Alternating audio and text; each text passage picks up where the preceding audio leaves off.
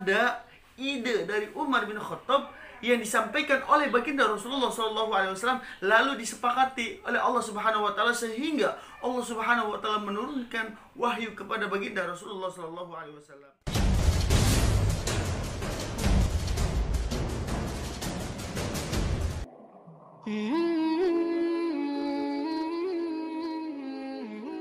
Bismillahirrahmanirrahim. Assalamualaikum warahmatullahi wabarakatuh. Hamdan salaman amma ba'du. Segala puji bagi Allah Subhanahu wa taala, Tuhan semesta alam. Shalawat serta salam kita haturkan kepada baginda Nabi Muhammad sallallahu alaihi wasallam.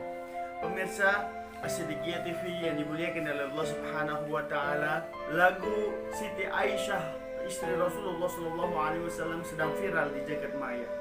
Kemudian banyak pro dan kontra terhadap lagu tersebut. Namun saya tidak menyoroti tentang isi atau konten lagu tersebut. Tapi dalam video kali ini saya akan menyoroti ada satu pernyataan bahwa apabila kita menyukai lagu Siti Aisyah istri baginda Rasulullah SAW tersebut, maka kita pun harus mengikuti Sayyidah Aisyah atau Siti Aisyah yang memakai cadar. Maka kita harus wajib pakai cadar apabila kita menyukai lagu tersebut. Pemirsa Siddiqiyah TV yang dimuliakan oleh Allah Subhanahu wa taala, lalu pertanyaannya, apakah benar Sayyidah Aisyah radhiyallahu anha itu bercadar? Ya, ini kita bisa mengetahui dari hadis yang diriwayatkan oleh Imam Bukhari, wa an Umar bin Khattab radhiyallahu anhu, dari Umar bin Khattab radhiyallahu anhu, qala wafaqtu rabbi fi thalathin.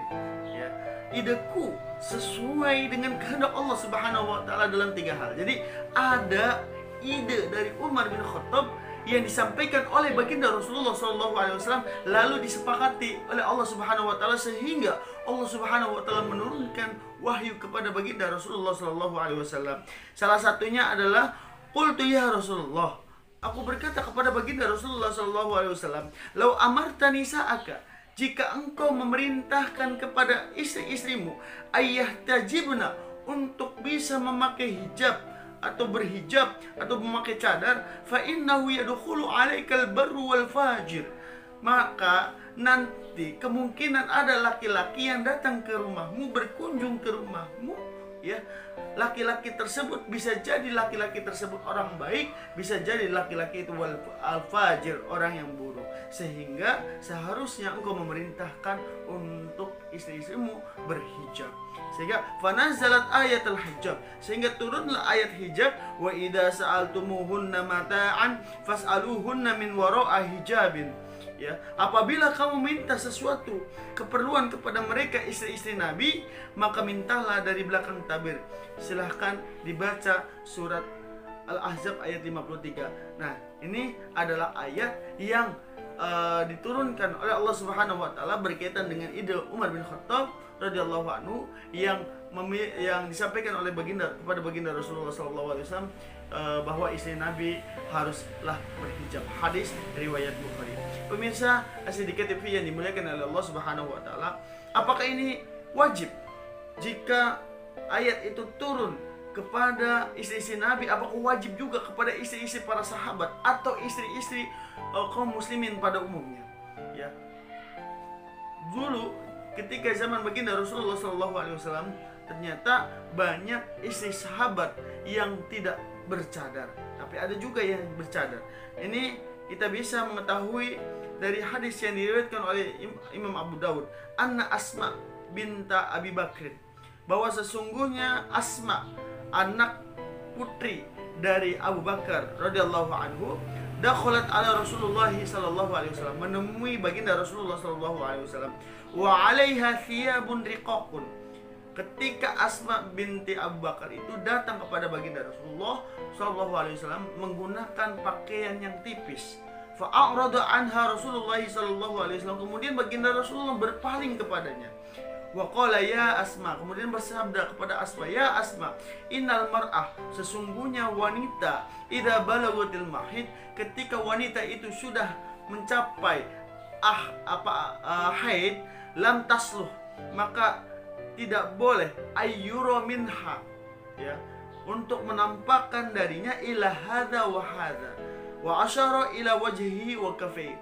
Baginda Rasulullah ketika berkata hadza mengisyaratkan wajah dan mengisyaratkan kedua telapak tangan. Hadis riwayat Abu Dawud. Ini menyatakan bahwa Baginda Rasulullah tidak menyuruh kepada Asma binti Abu Bakar, Asma anaknya Abu Bakar radhiyallahu anhu, untuk memakai hijab, tetapi untuk memakai jilbab yang wajahnya terbuka dan telapak tangannya terbuka. Pemirsa Asy-Siddiqiyah TV yang dimuliakan oleh Allah Subhanahu wa taala.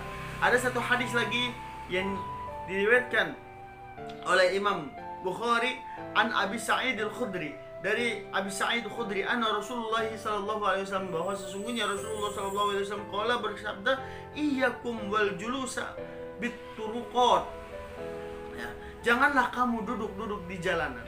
Janganlah kamu nongkrong-nongkrong di jalanan. Janganlah kamu bersenda gurau di jalanan. Ya, qalu, mereka berkata, ya Rasulullah, ma buddalana min majalisina natahaddatsu fiha. Maka para sahabat itu berkata, ya Rasulullah, kami tidak dapat meninggalkannya karena merupakan tempat kami untuk bercakap-cakap. Kemudian baginda Rasulullah SAW bersabda, ya, in abaitum fa'atut tariqa haqquhu. Jika kamu tidak mau meninggalkannya, maka kamu harus penuhi hak-hak jalan tersebut. Qalu wa ma haqqut tariq. Sahabat bertanya kepada Rasulullah, wa ma haqqut tariq ya Rasulullah? Apa hak-haknya jalan ya Rasulullah?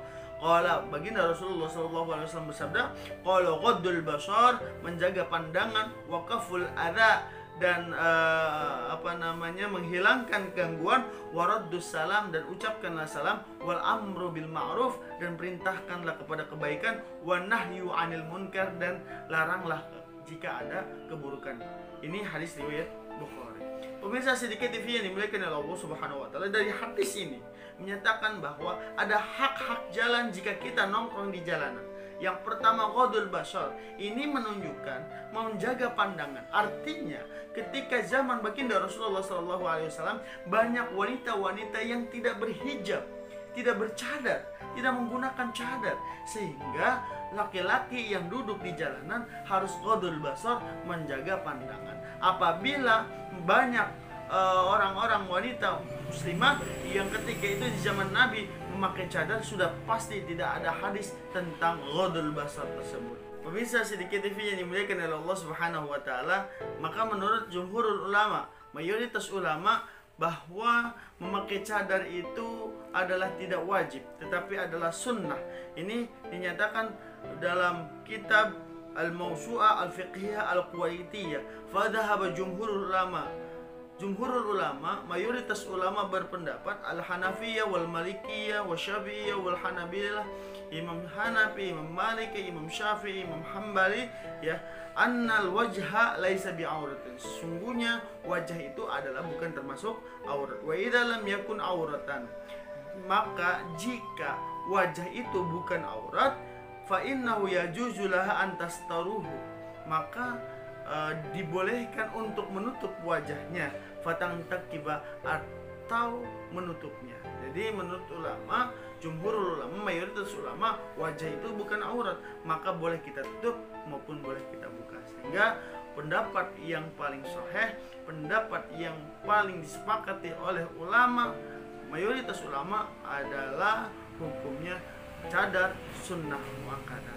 Sehingga pemirsa Asy-Siddiqiyah TV yang dimuliakan oleh Allah Subhanahu wa taala, bagi kita yang suka dengan Sayyidah lagu Siti Aisyah, istri Rasulullah SAW, maka tidak harus memakai cadar.